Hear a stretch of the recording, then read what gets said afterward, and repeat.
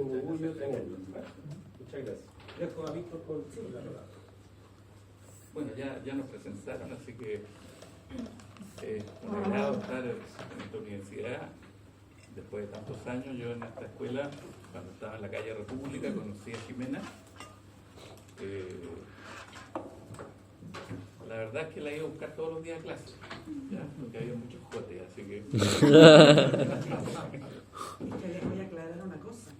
Cuando yo estuve en la universidad, y eso Jaime puede tenerlo claro, de un curso de 100 hombres, cuando en primer año, éramos, o sea, un curso de 100 alumnos, éramos 10 mujeres. No habíamos más, ¿no es cierto, Jaime? Sí. Entonces... Era muy solicitada. Había una demanda bastante grande. Mucha demanda. Poca oferta. Así que tengo que ir a cuidar ahí. ¿Ah? Muy bien. Bueno, lo primero antes de partir con la presentación es la definición que nosotros tenemos en la FEC, la Fundación Familia Empresaria de Chile. ¿Qué es lo que es una familia empresaria? Y una familia empresaria para nosotros es una familia que creó o está operando una o más empresas y que lo más importante es que tiene la intención de que estas empresas sigan en el futuro en la familia. No son emprendimientos para vender, no son organizaciones de paso, sino que la familia pretende que sus próximas generaciones sigan en el negocio familiar.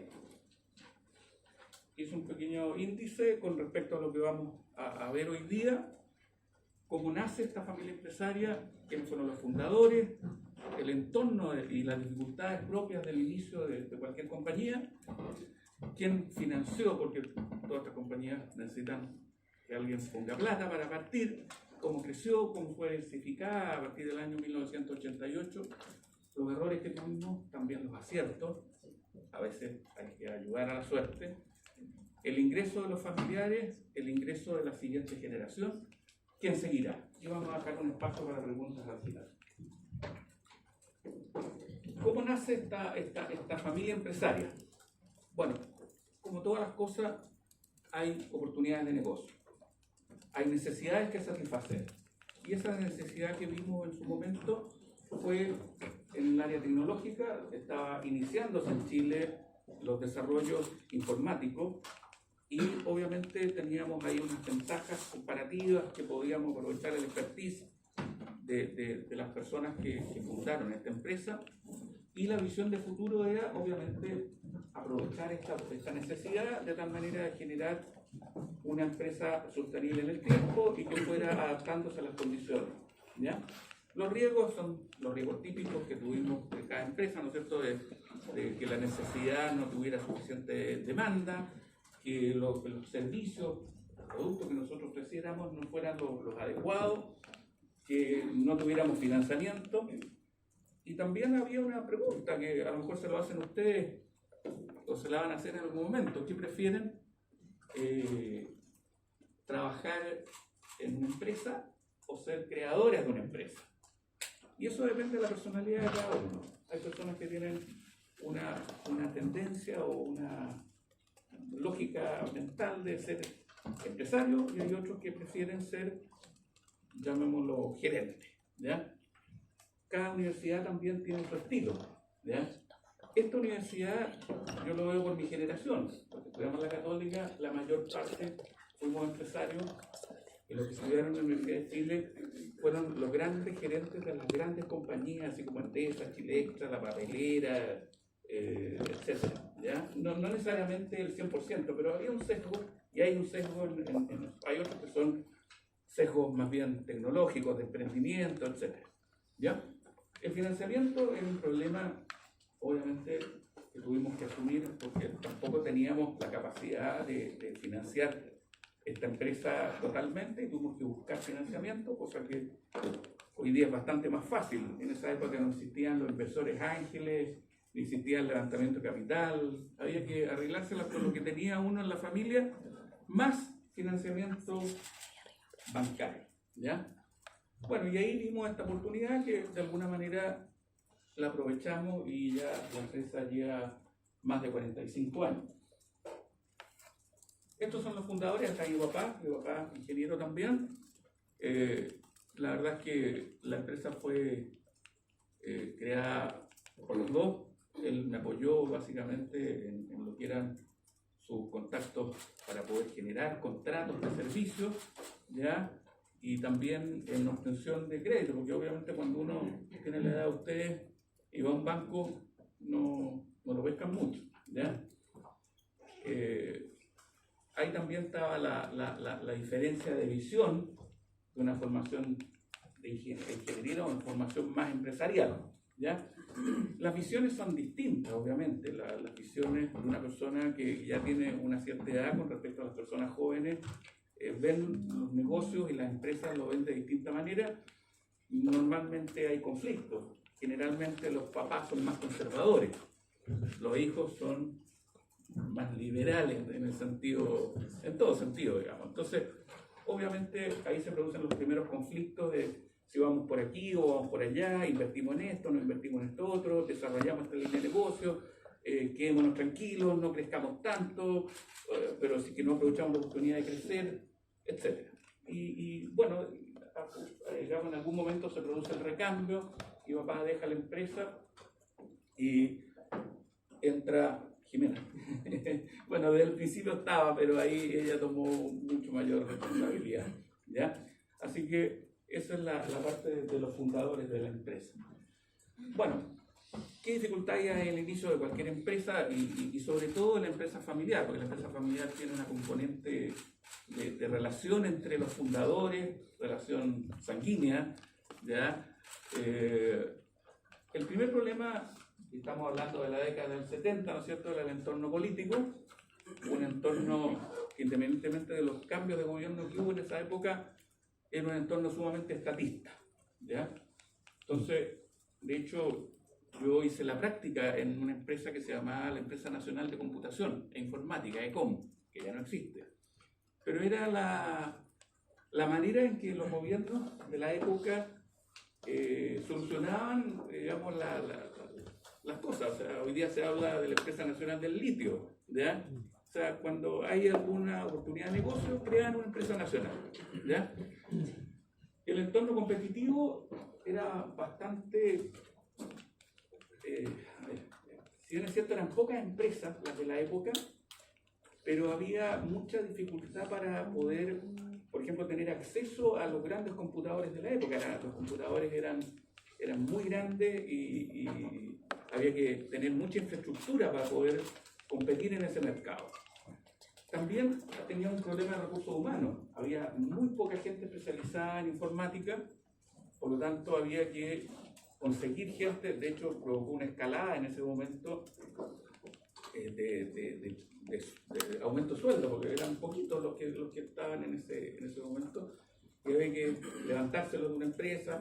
Bueno, esa fue una de las dos razones por las que creamos la ACTI, la Asociación Chilena de Empresas Informáticas, que esto fue en el año 84. Mi papá fue el creador y fundador de esa, que hoy día tiene más de 300 asociados, ¿ya?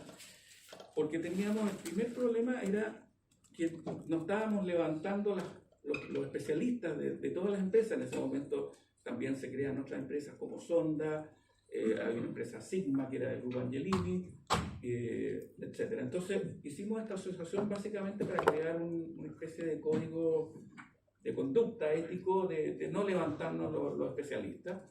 Y la otra cosa era la competencia, que era bastante desleal por parte de la Empresa Nacional de Computación, porque ellos tenían financiamiento fiscal.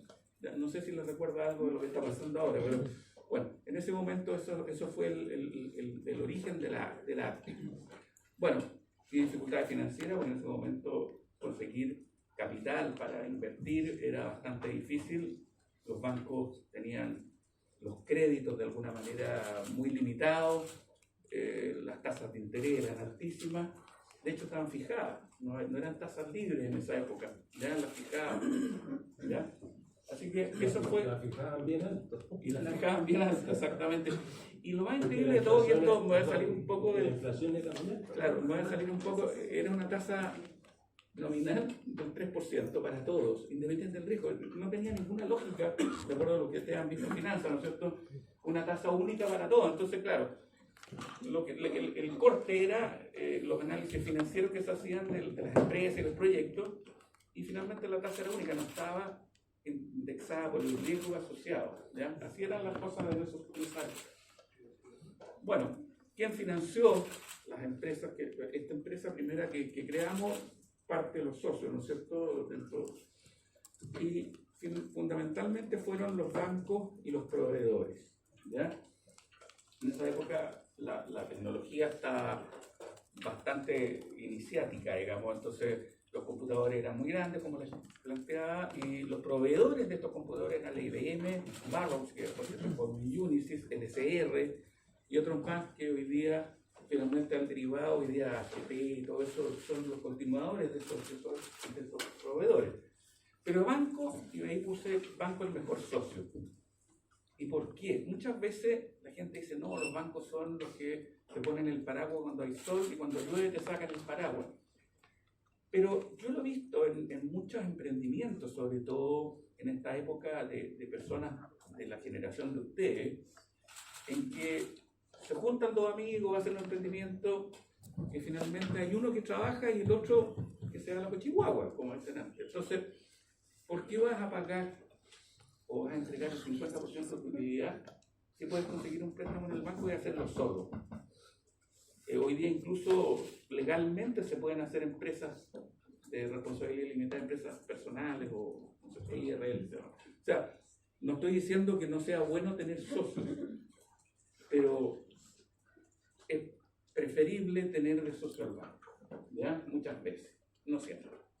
Eso fue para nosotros la experiencia, ¿ya? El financiamiento propio muchas veces también implica tomar algunas decisiones importantes, vender una casa,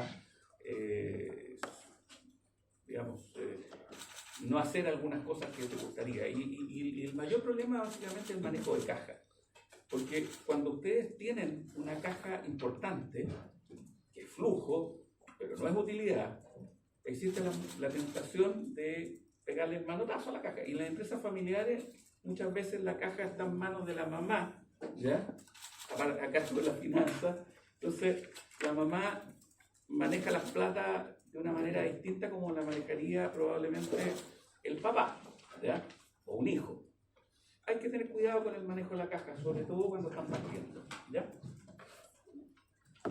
Bueno, nuestro crecimiento fue exponencial, teníamos una demanda prácticamente infinita, dado que estábamos partiendo con los servicios informáticos en esa época. Hubo muchos cambios en el modelo de negocio, o sea, el modelo de negocio partió por desarrollar aplicaciones que a su vez se procesaban en computadores gigantes, ¿ya? Estamos hablando de un computador equivalente a uno que puede haber por acá, en esa época costaba de $1 millón a $3 millones de la época, ¿ya? Hoy día la capacidad de esos computadores está en un celular probablemente de los más pequeños, ¿ya? Bueno, ese cambio de modelo de negocio lo tuvimos de pasar de esas plataformas a plataformas de mini computadores, de PC, de redes.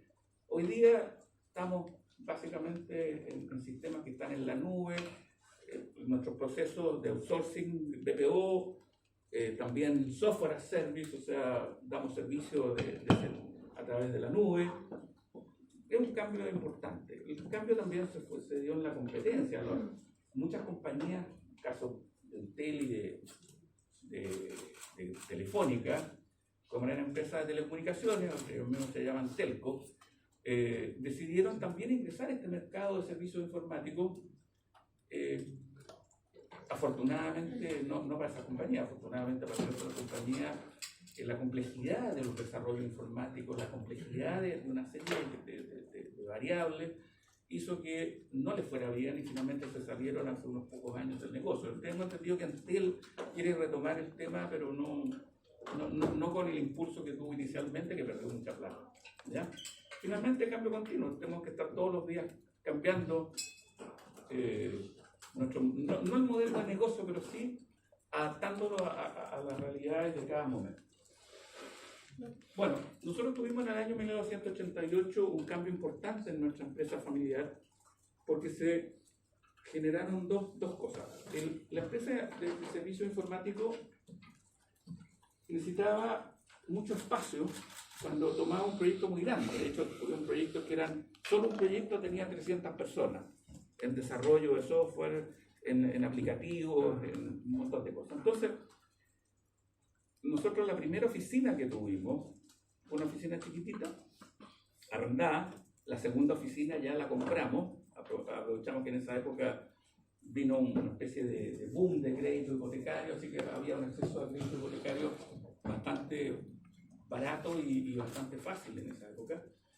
Y como esta empresa crecía y se achicaba, por una cosa más bien, no sé, no quiero calificarlo como suerte, pero sí tomamos la decisión de que cuando crecimos nos compramos una oficina aún más grande y la oficina anterior la arrendamos. Y seguimos pagando el crédito, porque al final los créditos se pagan, ¿eh? Pasa mucho tiempo, pero se pagan. Entonces, uno no se da cuenta realmente de lo rápido que pasa el tiempo. Y ahí empezamos a cambiar de oficina, teniendo más o menos proyectos, y generamos una cartera de propiedades. Y esa cartera de propiedades finalmente la formalizamos en el año 88. De hecho, los bancos nos pidieron que de alguna manera creáramos una inmobiliaria para que pudiéramos separar los negocios y no estuvieran de alguna manera disfrazadas las cifras en la empresa informática, y creamos una inmobiliaria. Y esa inmobiliaria tomó vuelo propio, es un negocio distinto, totalmente aparte de lo que es la parte tecnológica. Hoy día incluso tiene una facturación mucho más que la parte de tecnología, y ha generado una cantidad, digamos, importante de metros cuadrados arrendables, que bueno, con el tema de la pandemia y todo eso, tuvimos vacancia. Nunca habíamos tenido vacancia hasta el año 2019.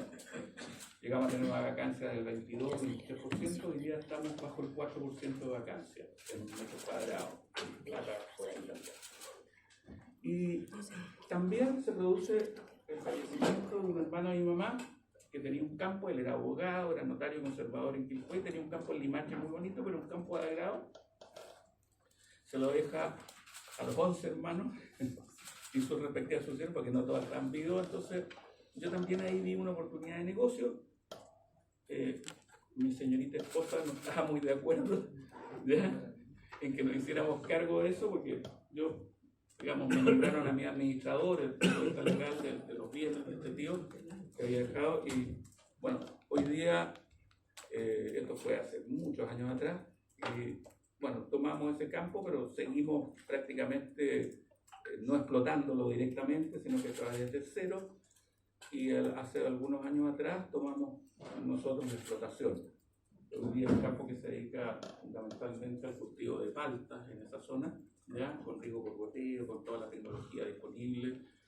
Obviamente hay problemas hoy día en toda la zona de agua, lo cual nos ha hecho invertir mucho más en tranques, en pozos y todo eso. Es un negocio que no tiene nada que ver tampoco con la parte inmobiliaria, a pesar que, como un campo que está muy cerca de la ciudad, tenemos una porción interesante de suelo urbano, que ya varias constructoras nos han contactado para ver si vendemos eso, que ya nuestro límite en algunas partes hay casas, entonces, y caminos y calles para ir a montar.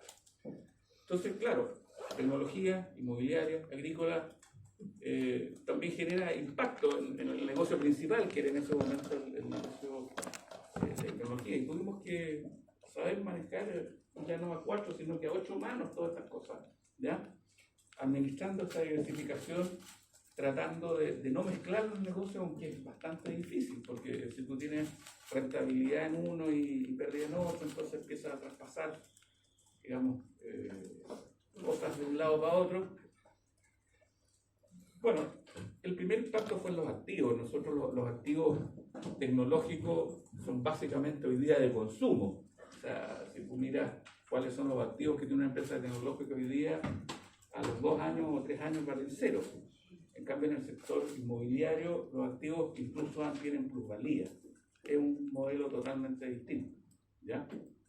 También esta diversificación tuvo impacto en los resultados, porque aumentaron obviamente las ventas, pero también aumentaron las deudas, ¿ya? Y hacia el futuro veíamos que podía ser una muy buena oportunidad de no tener los huevos en la misma canasta, como te han explicado muchas veces a ustedes. Los errores que cometimos. Aquí hacemos el mea culpa completito. Primero que nada, el crecimiento. Crecimos mucho, muy rápido, y eso muchas veces puede provocar la quiebra de una compañía. Así que, y sobre todo el tema del control. No se puede delegar sin controlar. Eso me imagino que ustedes también lo han visto en la relativa oportunidad. Hay que controlar. No se puede dar tanta autonomía. Los subsidios cruzados que teníamos entre proyectos, ¿ya? Hablemos solamente de la parte tecnológica. O sea, teníamos proyectos que eran muy rentables y proyectos que perdían mucha plata. Entonces, claro, a la hora de la última línea salía algo positivo, pero si uno empezaba a desmenuzar esa última línea, teníamos proyectos muy rentables que estaban subsidiando estos otros proyectos que nos generaban. Se está refiriendo a lo informático. Informática, sí. Y aquí también está la pregunta: ¿qué es lo que nosotros podemos ofrecer para satisfacer una necesidad? ¿Queremos hacer el mejor producto, el mejor servicio, independientemente del costo? ¿Ya? Justamente hoy día estamos con ese tema, o sea, estamos produciendo un servicio o producto en algunas áreas y sectores industriales en que no necesariamente son rentables. Hay que tratar de que el costo genere utilidades y no ser los mejores en la calidad. Eso hay un trade-off entre calidad y rentabilidad. Y el caso de los autos Borgward, que yo siempre lo coloco en mis clases, el caso del señor Borgward, él fundó una compañía para competir en Alemania con Mercedes-Benz y con BMW. Aquí a Chile llegaron algunos, ahí hay una foto muy bonita de un Borgward Isabela Coupé, que era el sueño de muchos de mi generación en los años 60, pero eran tan caros de producir. Ellos inventaron, por ejemplo, la suspensión intermitente y una serie de otras cosas, pero eran más caros de producir que el precio que podrían lograr, poniendo que el precio objetivo fuera equivalente a un Mercedes-Benz. Finalmente quebraron a fines de los 70, a principios de los 70. Claro, el señor Borgward estaba muy orgulloso de que su producto era mucho mejor que el Mercedes-Benz, pero no ganó lucas. La otra trampa importante es el volumen de venta. Tratar de tener mucha venta, muchos proyectos, meterse en muchos negocios, pero no necesariamente eso se refleja en las utilidades. A veces es mejor menos que más. Menos proyectos, menos volumen de venta, pero sí mayor porcentaje de utilidades. Y el otro error también es las decisiones tardías, dejar de pasar mucho tiempo. Por ejemplo, caso de los recursos humanos, tener un equipo de personas especialistas esperando que caiga un proyecto, ¿ya? Diciendo, no, mira, quedémonos con esta gente unos meses, y al final eso se transforma en costos que es difícil recuperar. Lo acierto. Bueno, lo contrario a lo anterior, ¿no es cierto? Empezamos a achicar nuestra cartera de productos y servicios, dejamos de lado todos los proyectos que no generaban rentabilidad. Estaba el tema de la diversificación hacia otras áreas para tener otros negocios que pudieran tener algún grado de contracíclico o definitivamente en otro sector industrial. La profesionalización también es importante, tener especialistas en las áreas que nosotros trabajábamos. Este capítulo también de integración con competidores es interesante porque nosotros hoy día somos una empresa relativamente chica dentro del mercado y conocida, pero algo que es importante para nosotros es que hemos generado alianzas estratégicas o definitivamente nos hemos integrado con algunos competidores. Nosotros tenemos hoy día, por ejemplo, una integración con Sonda en áreas de salud y también estamos en nuestra integración con la empresa IMED. Somos el back office IMED para efectos de todo lo que es la huella digital, que es una tecnología que se desarrolló hace poco, ¿ya? Y especializarse en un nicho de negocio, o sea, tampoco abarcar todas las áreas de negocio era lo adecuado, y nos tratamos de especializar, de alguna manera eso nos generó ciertas habilidades y cierta especialización que hoy día es reconocida en el mercado. Ahora voy a dejar a Jimena para que ella les cuente el tema de la mujer en la familia empresaria. Lo mío va a ser cortito, pero traigo aquí una ayuda a memoria. Bueno, yo me incorporé realmente a la empresa cuando nosotros estábamos pololeando con Víctor, cuando él me dice, gorda, ¿sabes qué? Me gustaría no ser empleado, sino que ser empresario. La verdad que la única que me incentivó a seguir en este proyecto fui yo, porque todos los adultos, tanto en su casa, me decían, pero ¿cómo si tú eres muy joven? ¿Qué vas a hacer? Él ya era muy empeñoso y estaba como asesor de unas empresas en la parte de contratación, o sea que sabía bastante. Yo le dije, sí, dale nomás. Y ahí, bueno, comenzó con su padre y nació la empresa como lo explicó él, ¿ya? Yo ahí, mi labor fue exclusivamente medio doméstica, porque la verdad que era una oficina muy chiquitita, arrendada, como él lo dijo, ¿ya? Y yo me dediqué a la parte doméstica en el sentido de armar las oficinas, comprar los insumos, atender incluso el teléfono, preocuparme de la persona que hacía el aseo, de esas cosas básicas. Pero finalmente, ya en nuestro matrimonio, ya casado, ya yo me fui a la casa y me dediqué absolutamente a lo que era ser dueña de casa. Ya no participé, digamos, en nada. De hecho, inicialmente no participé en nada de lo que tuviera que ver con el trabajo mismo, ya, sino que cosas bien domésticas. Bueno, nacieron nuestros 4 hijos y posteriormente ya se me hacía difícil, digamos, me dediqué a ser mamá, dueña de casa, etc. Y cuando la chica, la menor, fue ya al colegio, ya estaban todos los niños en el colegio, ahí yo me integré a la empresa, que fue cuando salió mi suegro. O sea, él se fue y yo llegué ahí a la empresa haciéndome cargo de las finanzas, como dijo Víctor. Eso fue realmente como lo hice yo, pero fue varios años después de haber tenido ya familia. ¿Ya? Ahora, ¿qué efectos se me produjo en la familia? Se me produjo lo siguiente, que es una percepción mía con lo demás, yo creo que esto no se da siempre. Yo me di cuenta que cuando me fui a la empresa, mis hijos, sobre todo los mayores, estaban como muy orgullosos de que la mamá trabajara con el papá.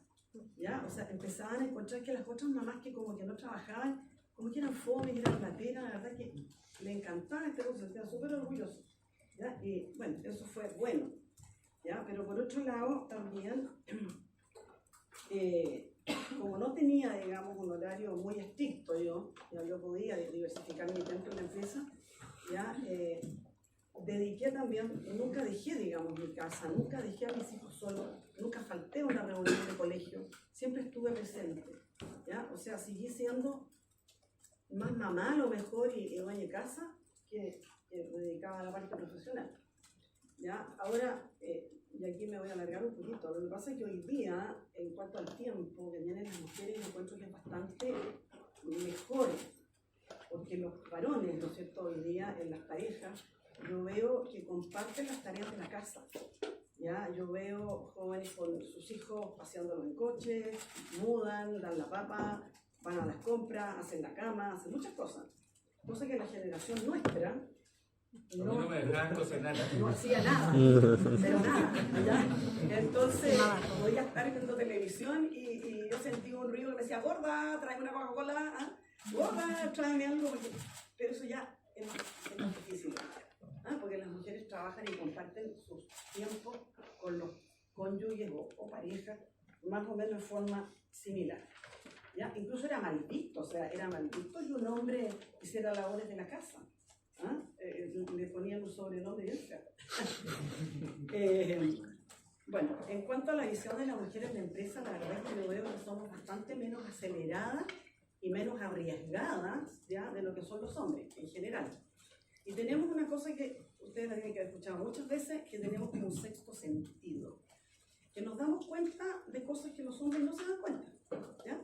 Somos medias brujas, y sobre todo cuando uno está en una empresa, por ejemplo, en la parte de recursos humanos, es que es un factor bien sensible, o sea, recursos humanos para mi gusto es una de las áreas complejas, porque se trabaja con gente, ¿ya? Y ahí muchas veces uno indaga un poquito así, mira así como, se ve como superficial, pero uno se da cuenta de repente cuando un funcionario no está dando el ancho, digamos, de lo que se le encomendó. ¿Ya? Y ahí uno dice, a ver, un momentito, esta persona o la cambiamos o la sacamos. ¿Ya? Y a veces el jefe, que en este caso puede haber sido, listo, el gerente general y toda la historia, no, si está bien. No, un momentito, yo veo esto. Eso, en la visión de uno es un poquito diferente. A veces eso logra bastantes conflictos también. ¿Ya? Y bueno, y además existe una organización doméstica, como les decía yo al principio. O sea, yo por lo menos me he dedicado a ver el tema de los funcionamientos básicos, por ejemplo, que no falte luz, que las cosas estén limpias, que no falte un material, ya si alguien necesita algo, si alguien tiene un problema, generalmente va a conversar conmigo. Ahora, la familia, digamos, versus la empresa, ¿ya? Aquí hay que tener mucho tino de no abandonar ninguno de los dos lados. ¿Por qué? Porque resulta que hay que tener mucho tino con la familia, de no dañar sensibilidades por opiniones o por lo que sea. Pero tampoco se puede abandonar la empresa, porque en el fondo es lo que nos da los recursos, ¿ya? Y vamos todos al mismo rumbo, si no, la cosa no funciona. Ahora,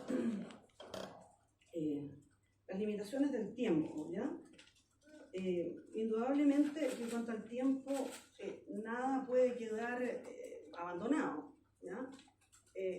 Yo creo que, por lo menos en lo que a mí respecta, yo tuve que hacerme una especie de pauta, de horario, para poder no fallar en ninguno de los dos lados, a pesar de no tener horario estricto en la oficina. ¿Ya? Pero eso es súper importante porque no se puede abandonar nada. ¿Ya? Hay que poner límites en las tareas, básicamente para que no excedan los tiempos. ¿Ya? Es muy frecuente que tanto en las empresas como incluso en las tareas de casa se van postergando cosas y se van acumulando. Y esa acumulación de cosas es pésimo porque llega muy mal final. ¿Ya? Y también es malo que lo vean los empleados, porque ahí se acostumbran como a postergar, como que no, mañana lo hago, después lo hago. Eso hay que tratar de acelerar un poquito el cuento, porque mientras más antes se hagan las cosas, mejor va a salir. Bueno, y en relación a la relación con el fundador, cuando yo ingreso a la empresa, la verdad que ya en el área de finanzas me refiero, fue bien complejo porque indudablemente yo iba con ideas nuevas, ¿no? A pesar de tener poca diferencia de años, pero uno va con otras ideas y obviamente que me decían que no. Bueno, pero dentro de todas estas ideas nuevas logré una cosa que fue bien importante, que fue cambiarnos, ¿ya? De ubicación de oficina. Nosotros teníamos las oficinas en el centro, ¿ya? Y yo vi la parte práctica, vi también nuestra conveniencia y vi un futuro, digamos, también que tenía que ver con la plusvalía de nuestra oficina. Y logré llevarme la oficina, convencerlo y llevar la oficina al sector del golf, donde todavía hoy día estamos funcionando. ¿Por qué? Porque nosotros vivimos cerca de ahí y los colegios de nuestros hijos están también ahí. El Verbo Divino y el Villa María están en el mismo sector. Entonces, para mí era más cómodo poder manejarme entre lo que era trabajo, niños y colegios, ¿ya? Y eso fue muy bueno. Y en ese momento, lo que decía Víctor anteriormente, las oficinas que teníamos se arrendaron. Y esto fue, como quien dice, la multiplicación de los huevos, porque pudimos, ¿no es cierto?, formar la inmobiliaria, ¿ya? Y esto ha ido creciendo, donde yo también ya tuve una participación importante. A mí me gusta mucho lo que es el área de habilitaciones de oficinas, construcción y decoración y todo ese tipo de cosas. ¿Ya? Y también trabajé en eso bastantes años, ¿ya? Haciendo habilitación de oficina y arrendándolas, digamos, ofreciéndolas también, era la que mostraba, la que ofrecía y veía con el cliente lo que había que hacer. Bueno, eso fue por un lado. Ahora, por otro lado, hay un asunto que no lo voy a dejar de lado, ¿ya? Y se los voy a contar porque a lo mejor muchos de ustedes el día de mañana les va a tocar vivir lo mismo que viví yo, que es el tema de los problemas que se existen dentro de la oficina con el cónyuge, ¿ya? ¿Qué nos pasa pasaba? Llegábamos a la casa, muchas veces estábamos en el dormitorio, ya para dormir. Oye, y pasa esto, pasa lo. Podía ser una discusión como podía ser una propuesta, daba lo mismo.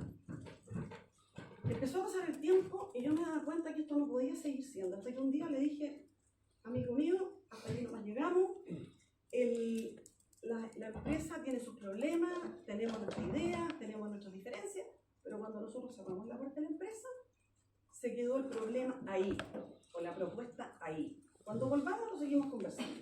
Salvo excepciones, cuando tienes algo urgente, ¿ya? Que conversarlo, indudablemente se conversa en la casa.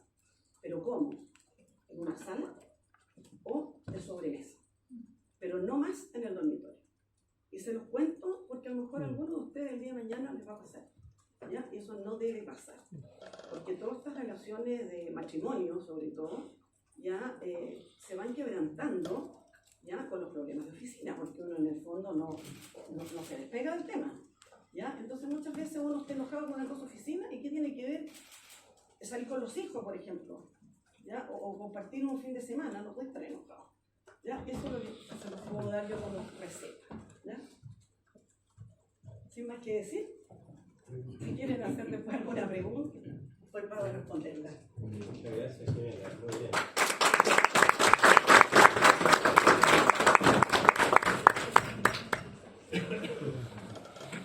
Bueno, ahí está la foto de nuestra familia en el matrimonio de nuestra hija mayor.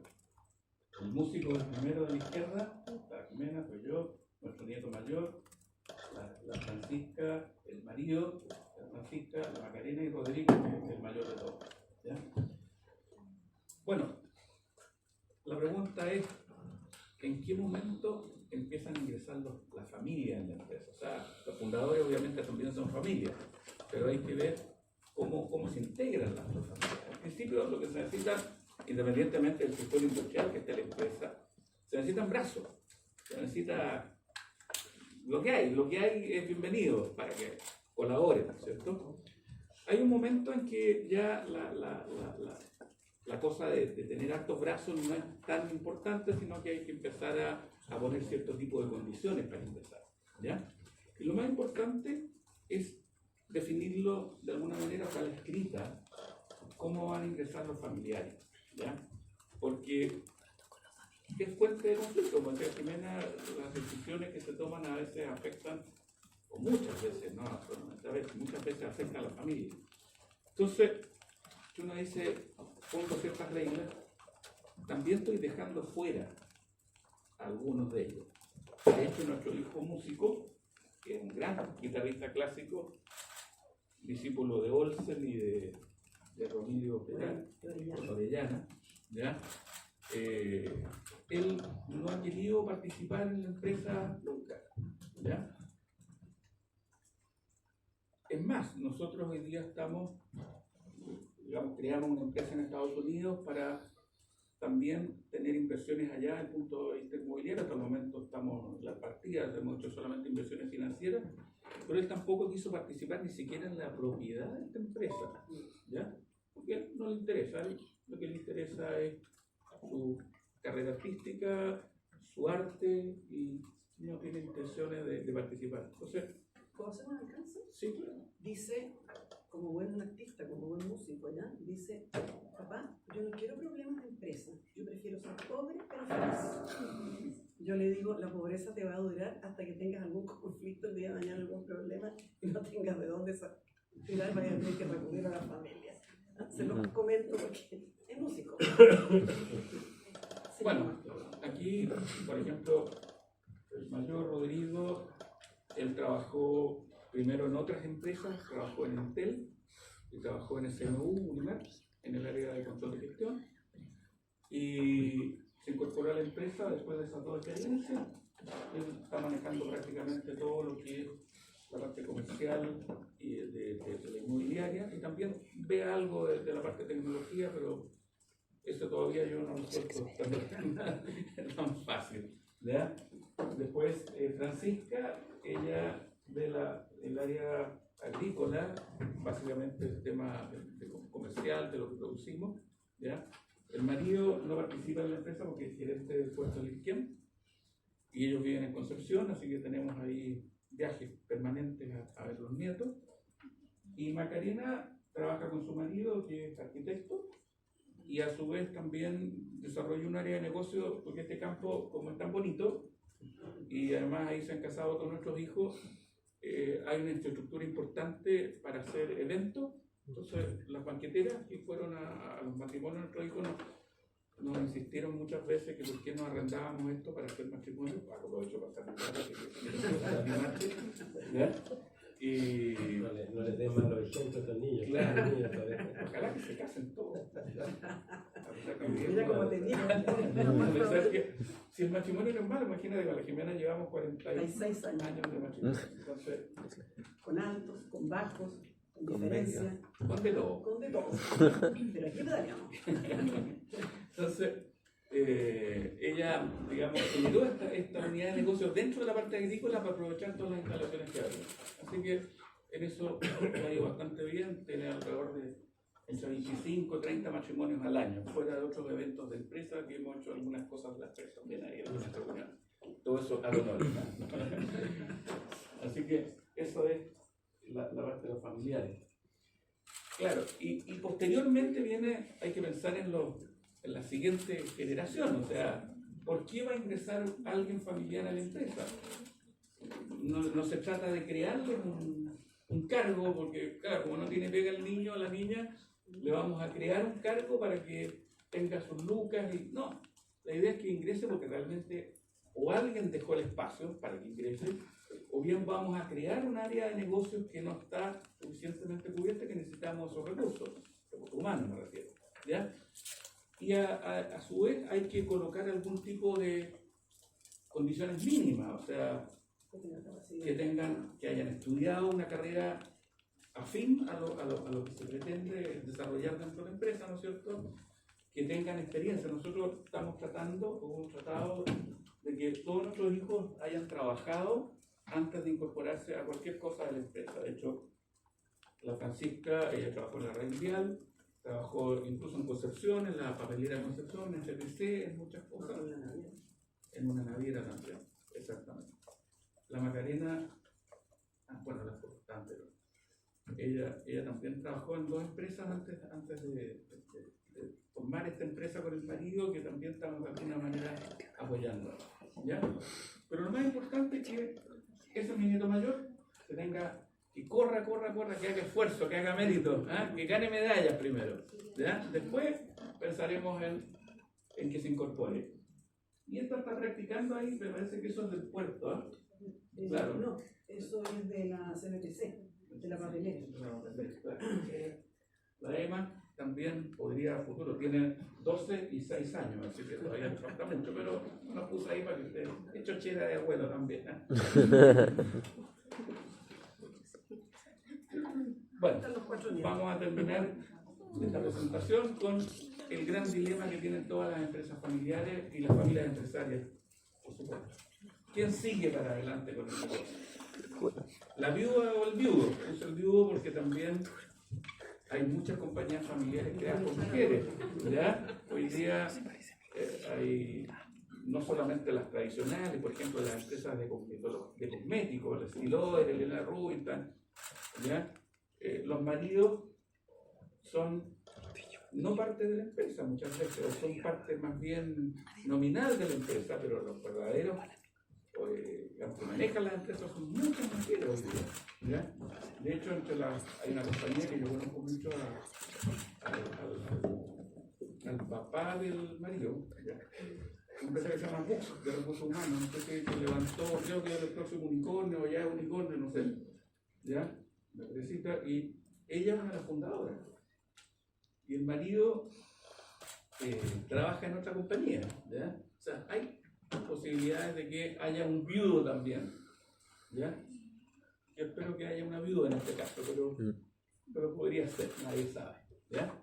Bueno, los hijos, por supuesto, en la medida que los vamos incorporando en distintas áreas de negocio, vas preparando el camino para que ellos tomen la posta y vayan avanzando hacia el momento en que uno ya no va a estar. Ahora, también hay un punto de quiebre, porque no se trata de que los papás se mueran para que los hijos se hagan cargo de la empresa, ¿ya? Porque eso puede ser muy tarde, ¿ya? Ya lo vemos con el rey Carlos III, la empresa familiar, la mamá no la soltó nunca, la reina Isabel, ¿ya? Entonces, claro, va a estar, se estuvo preparando toda su vida y va a asumir por un periodo relativamente corto por el tiempo que le queda. Entonces, hay que tener claro en qué momento soltar la manera, ¿ya? Y eso es difícil, sobre todo para los que fueron fundadores. A lo mejor en algunas compañías que van en la cuarta o quinta generación, ya esta transmisión ha sido una mecánica y ya está, en la orgánica ya está asumida. Pero cuando es fundador, el patriarca, como dicen muchos en estos libros de empresas familiares, el patriarca es difícil que suelte, porque en realidad yo conozco muchos casos de patriarcas que a los 90 años todavía siguen yendo a la oficina. Ahora han dejado de lado el día a día, han dejado muchas cosas operativas, pero siguen yendo a la oficina, se siguen de alguna manera involucrando a veces en los negocios, y eso tampoco es bueno. O sea, hay que saber retirarse a tiempo, sobre todo pensando en el tiempo que queda disponible para poder hacer las cosas que uno no pudo hacer por la dedicación. Las empresas familiares son de gran dedicación, ¿ya? Y partir con una empresa, el principio es duro. Es duro en términos de tiempo, en términos de sacrificio de la cosa familiar, ¿ya? De los errores, de los fracasos que se producen, que hay que levantarse de nuevo.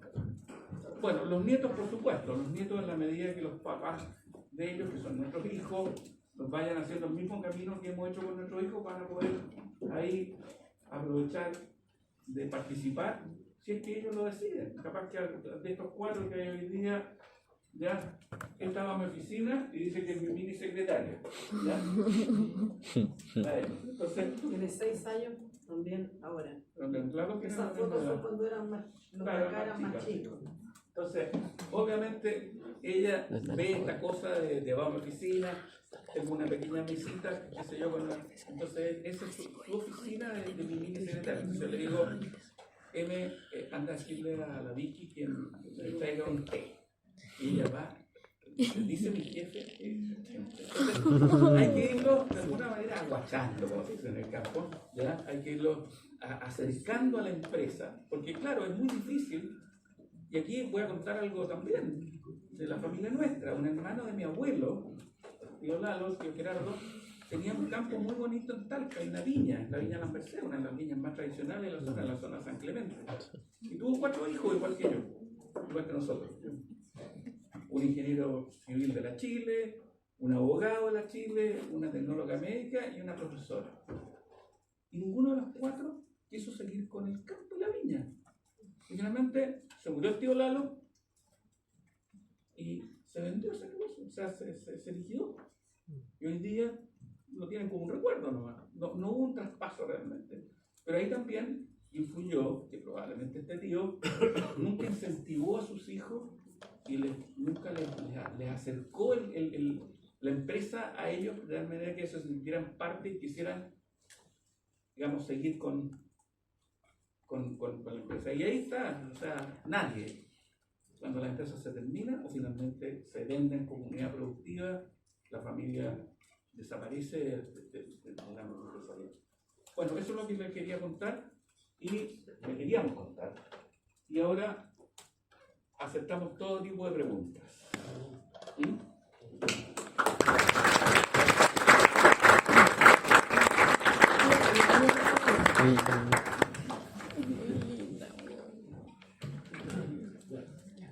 Tenemos una buena historia y hartas preguntas por hacer.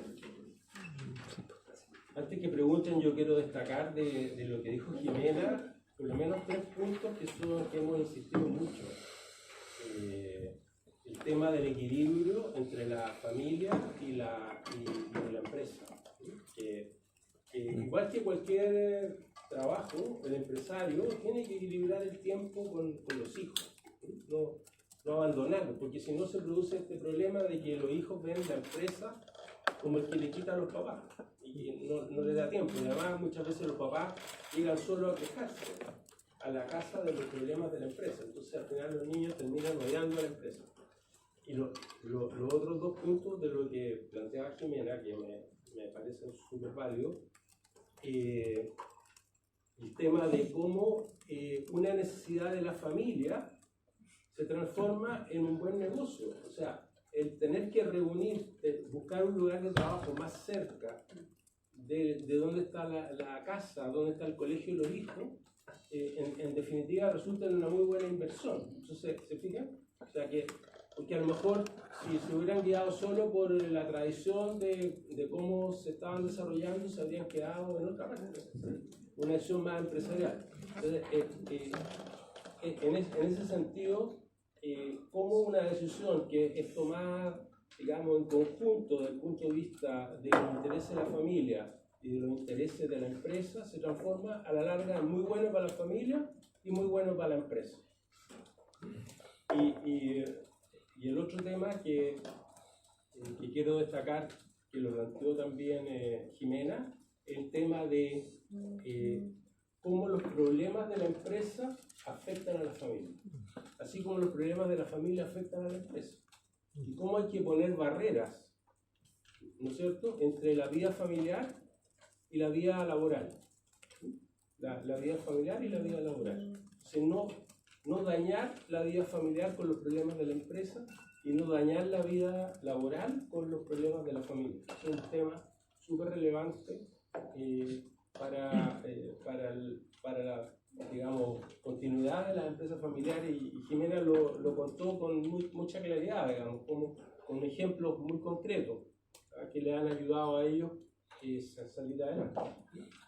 Así que quería destacar eso de lo que nos contó Jimena. Bueno, Víctor nos habló del desarrollo de su empresa, del tema de conseguir recursos, de cómo financiarse, de los desafíos, efectivamente, ustedes no me van a creer, pero yo cuando estudié en la escuela, hace muchos años, hice como 3 cursos de computación y nunca conocí un computador. Estudié sistemas de información, estudié lenguaje de programación, no me acuerdo qué otro curso más. 3 semestres haciendo, nunca vi un computador, porque los computadores eran unas cosas que estaban en la facultad de ingeniería. Eran como los refrigeradores de grande. Era una cuestión gigantesca donde nosotros no entrábamos. Entonces, uno llenaba unas tarjetitas, que había unas maquinitas que perforaban tarjetas, y eso, ahí uno hacía las tareas, se lo entregaba al profesor, y algunas semanas después el profesor le pasaba a uno una hoja que decía: mire, su programa no funcionó. Pero me sirvió mucho igual la formación, la lógica del sistema de información me sirvió mucho, porque esto del proceso, aprendimos el tema que se usa en el Excel hoy día, que es de las matrices, digamos, ¿no? Entonces esas cosas, a pesar de que no éramos ingenieros, pero sí éramos comerciales, todas esas cosas me sirvieron mucho en la vida laboral. Bueno, preguntas. Hay hartas preguntas por hacer. Los niños. Sí, por favor. Es que tenía una pregunta justamente con lo que tenía que ver con lo que es separar lo que es la familia del negocio. Ustedes, me imagino que sí, también trabajarán con gente que es, o tal vez no, con gente que es externa a la empresa. Entonces, mi pregunta tiene que ver con cómo manejan, en caso de que sea el caso, cómo manejan lo que es el roce entre, por ejemplo, gente que pertenece a la empresa que no es de la familia versus gente que pertenece a la empresa que sí es de la familia. Porque así como hay intereses encontrados entre empresa y familia, van a haber necesariamente intereses encontrados. O sea, ¿cómo lo solucionan? Mira, yo te puedo comentar con una anécdota. Un papá llama a su hijo que trabajaba con él en la oficina y le dice: hijo, estás despedido porque realmente no estás cumpliendo con lo que yo esperaba de ti. Finalmente, despídalo. Y en la noche el hijo llega a su casa, hasta el papá lo recibe muy cariñoso el papá, y el hijo venía con una cara bastante larga, y el papá le dice: hijo, qué bueno verte, supe que te habían despedido. Supe que te habían despedido, ¿qué podemos hacer? O sea, el tema de la separación de lo no familiar con lo familiar es un tema que es recurrente. O sea, evidentemente uno va a tratar un hijo no como este señor, ¿no es cierto?, sino que lo va a tratar de forma más regalona. Pero hay que cumplir con lo que se pide, hay que cumplir con los horarios, hay que cumplir con las metas, hay que fijar de común acuerdo, por supuesto, metas. El que no es familia obviamente se siente como en un segundo plano o una segunda prioridad. Pero ahí está, nosotros hoy día, mucha gente trabaja con nosotros más de 30 años, algunos como 40 años, Sí, ¿ya? 40 Y años. son parte de nosotros, de alguna manera, tú tienes la posibilidad de incorporarlo casi como familia, porque al final te involucras con los hijos, hacen las prácticas de verano con nosotros, la verdad es que es una familia extendida, por lo menos en el caso nuestro, ¿ya? Claro, es más fácil separar y tomar decisiones que sean más frías, pero en la medida que la gente que trabaja contigo, ya sea familiar o no familiar, avanza en el tiempo y ya se crea una relación de décadas, ¿ya? Son parte. ¿Más preguntas? Sí, yo quería comentar algo, comentar una cosa que uno de los grandes problemas que tenemos todos los papás, aquí a lo mejor hay algún papá o mamá, no sé, pero es cómo ser equilibrado en la relación con los hijos, ¿ya? Y no solamente en la cosa empresarial, sino que en todo aspecto. Y yo siempre he tenido la duda de cómo ser equilibrado, porque a veces le doy a todos la misma plata de mesada, por decir algo. Si entran a la universidad y pasan el primer año cero falta, le compramos un autito, un tema familiar también. Entonces todo el mismo, ¿ya? Pero yo una vez conversando con el rector del colegio de los niños, que también estuve en ese colegio, padre Heriberto, dije, madre, ¿cómo ser equitativo con los hijos? Ya, esta es una historia más de vida que de empresa. ¿Cómo ser equitativo con los hijos? Y él me dijo, mire Víctor, a cada uno hay que darle lo suyo. Y me dejó pancho, porque en realidad definir qué es lo suyo para cada uno es lo más difícil del mundo. O sea, al músico hay que financiarlo, ¿ya? Probablemente al ingeniero hay que exigirle, ¿ya? A las mujeres también, o sea, es difícil, pero la enseñanza es, hay que darle a cada uno lo suyo. Lo difícil es determinar qué es lo suyo. Eso. ¿Sí? Bueno. Yo tengo una duda como en el tema de la sucesión, si es como una decisión que toman ustedes dos, como los patriarcas por decirlo, o es como un tema conversado con toda la familia sobre quién va a sucederlo y quién está dispuesto. Sí, contesta. Mira, yo veo lo siguiente, dado las experiencias que hemos escuchado de otras familias, perdón, ustedes la espalda, ¿no? Dado a las experiencias que he escuchado en otras familias empresarias en las cuales hemos estado en algunas charlas, qué sé yo,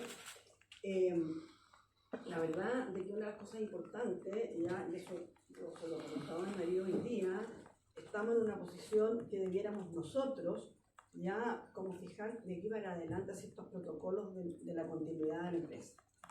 Porque ¿qué es lo que pasa? Ya, tal como decía él, uno como que se empieza a pelear en el cuento, o sea, uno quiere, como que sigue, digamos, en lo suyo y no se da cuenta que nosotros estamos envejeciendo, o sea, el día de mañana, a ver, Yo no pienso envejecer. no quiero ser pájaro palagüero, pero nosotros estamos viajando, ¿listo? Ya ahora que tenemos más tiempo, y tenemos más lucas también, estamos viajando bastante más que lo que podíamos hacer hace 20 años atrás, ¿ya? Y vamos a poner un caso hipotético, ojalá no pase, ¿ah? Crucen todos los dedos. Se cae el avión y chao. Y quedan todos estos niños, ¿no es cierto?, nuestros hijos, ¿ya? Esa cuestión puede ser una bolsa de gato, ¿ya? Claro, hay nueras, hay yernos que también opinan. Obvio, ¿ya? Entonces, yo creo que llegó el momento es que nosotros debiéramos, ya a muy corto plazo, tomar esa decisión de hacer un protocolo de quién sigue en la empresa. ¿Por qué? Porque se van a agarrar del moño y se van a pelear hasta por la tabla de planchar.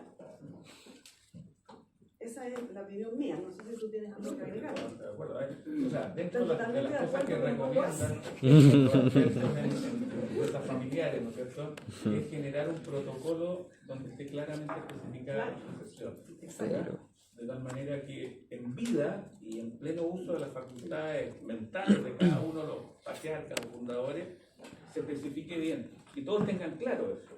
Y que no se produzca lo que tú piensas, digamos, lo que te gustaba, o sea, que se produce el conflicto porque los hermanos empiezan a decir, no, yo quiero esto, yo quiero lo otro, vamos para allá, vamos para acá, y finalmente la empresa no pasan la tercera generación muchas veces, justamente por este conflicto de no dejar bien especificado el protocolo, que estén todos de acuerdo también. Ahí hay un tema, ¿Qué podríamos ¿Quién recomendar? define? ¿Qué podrían recomendar ustedes? ¿Ah? Hacer un Ya. Consejo familiar. Eso, Claro, sí. Sí, pero el consejo familiar. Protocolo es una cosa, familiar. el directorio es Es otra. otra, claro. Porque el directorio puede ser una persona externa. Cuenten, pues, digan. o sea, hacer un sistema como de voto para que todos como los que deciden tengan como la misma, o sea, no el mismo poder, pero como que todos puedan dar su opinión y llegar a un consenso justo, para que no se perciba como que fue injusto o algo. ¿Cómo se llama? Institucionalizar. Claro. Claro, exactamente. Y eso del consejo familiar. El consejo familiar por la familia y el directorio por la empresa. Por la Mira. empresa puede ser externo, o sea, pueden ser un mix de más familia y Y algo externo. ¿Ustedes tienen directorio en la empresa? No. No. Sí, fíjate Podrían, que- acá podrían hacer una asesoría. Algunos de ustedes. sí, yo quería agregar algo que yendo un poquito para atrás. Las cosas, digamos, para los hijos, ya en general, cuando ven este negocio funcionando, ¿ya? Que entra, digamos, una cierta cantidad de dinero, ¿ya? Que nosotros generalmente, o sea, lo que hemos hecho, digamos, durante todos estos años es reinvertirlo. Por eso que la inmobiliaria básicamente ha crecido mucho. Pero, por ejemplo, en algún momento, uno de mis hijos, no voy a especificar cuál, está claro que el músico no fue, nos planteó, ya me lo planteó a mí primero, y después yo dije, anda a conversar con tu papá, porque yo me negué absolutamente, ya, de que por qué si habían ingresos y habían utilidades, por qué no hacíamos una repartición de utilidades en el año, ¿ah? Con fines indudablemente de que ellos ya no recibieron una cantidad importante de lucas. Y yo le dije, un momentito, nosotros estamos vigentes, todavía no me voy al cajón, tu papá tampoco, así que yo no estoy de acuerdo. Esto se reinvierte para que esto crezca y el día de mañana ustedes tengan una mejor posición. Me miró con cara de la vieja pesada y chao. Y después fue a conversar seguramente contigo, yo no lo sé, pero la cosa llegó ahí nomás. Hoy día han pasado ya varios años de esto, ¿ya? Y él es uno de los más interesados en que esto se reinvierta. O sea, eso para que ustedes se den cuenta que cuando los hijos, ¿ya? O un nuevo miembro de la familia ingresa recién a la empresa, ¿ya? La tentación, ¿ya? De hacer uso de los recursos es grande. Por lo tanto, eso también a mí me da, ¿ya? La idea de que uno debe dejar ordenado lo que decías tú, ¿ya? Lo que va a ser la sucesión para adelante. Porque no va a faltar cualquiera de nuestros hijos, ni siquiera estoy nombrando a los cónyuges, que va a decir, oye, no, pues, porque hay lucas, ¿por qué no vamos vendamos esto y cuidemos esto otro? Y Claro, eso, el negocio inmobiliario el negocio, para dar un volumen, digamos, son hoy día alrededor de 20.000 metros cuadrados de oficinas. repartido, ¿ah? Hay un edificio Distintas entero y hay parte importante de edificios emblemáticos en la zona de Manhattan. Entonces, la gran ventaja que tenemos hoy día es que podemos tener alternativas para nuestros clientes, aquí me voy a meter en negocios inmobiliarios, en que si el cliente crece, por ejemplo, en la pandemia nosotros tuvimos de todo, clientes que desaparecieron, clientes que crecieron mucho, como Corner Shop, ¿ya? Otros clientes que también crecieron mucho, los logísticos sobre todo, ¿ya?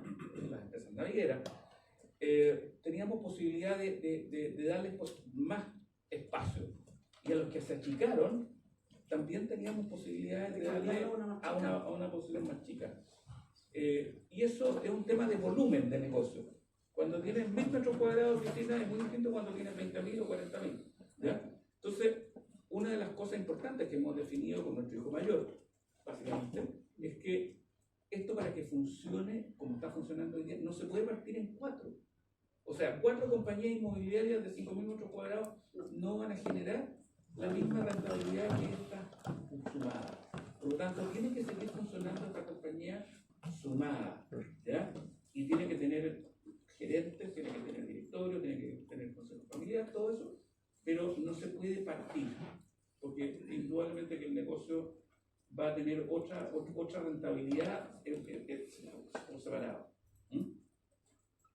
Eso. ¿Alguna pregunta? Aprovechen de preguntar para que escriban un buen ensayo. Yo tengo una pregunta, pero es como no sé si tiene que ver con la materia, pero como que nunca como que les dio como nervio que si es que las cosas no salían bien como en la relación, digamos. ¿La relación de pareja o la relación digamos, con la empresa? No, de entre ustedes, de matrimonio, como qué pasaría en ese caso, como no sé si es muy fatalista de mi parte pensar así. Yo te voy a contar algo. Nosotros no tenemos separación de bienes. Algo que todos nuestros abogados nos han dicho desde el año 1, que es algo inusual. Bueno, tenemos varios amigos que también, porque la generación nuestra, y aquí voy a contar también cómo se llegó a esto. Fuimos a casar al registro civil de Las Condes, que está en la calle Isidoro Goyenechea en esa época. Ahora hay un museo ahí. Entonces, llegamos sin haber conversado este tema, ¿ya? Entonces el oficial civil nos preguntó, muy jóvenes, claro, éramos chicos. Entonces el oficial civil nos pregunta si habíamos pactado separación de bienes. Yo, como soy, bueno, mi mamá falleció hace un poco de años, era bien mamón. Entonces, ¿qué es lo que hice yo? Dijo mamón, mira a la mamá y dice, mamá, no, y la mamá me dijo, no, es muy feo.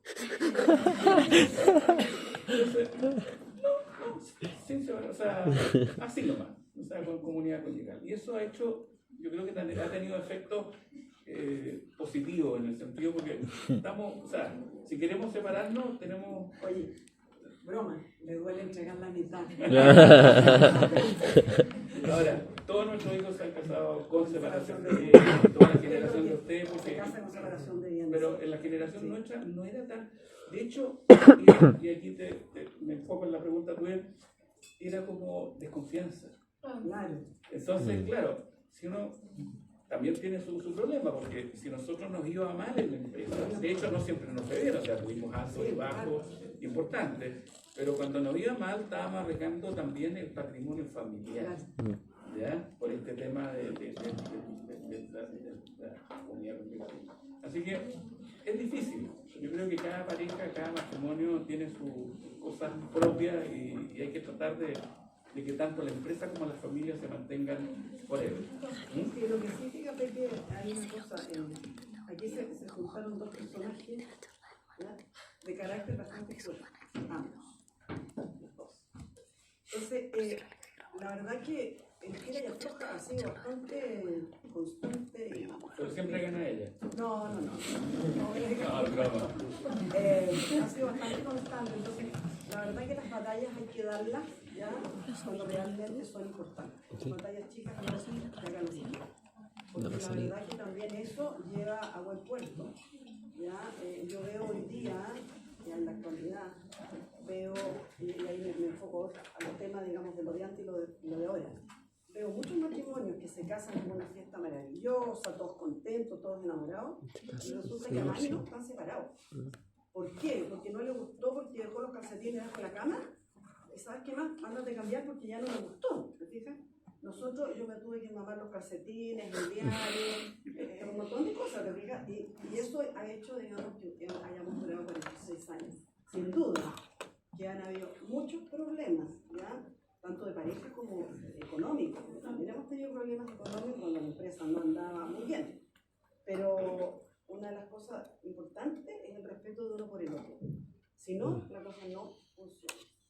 Yo creo que ahí está completa tu pregunta. Gracias.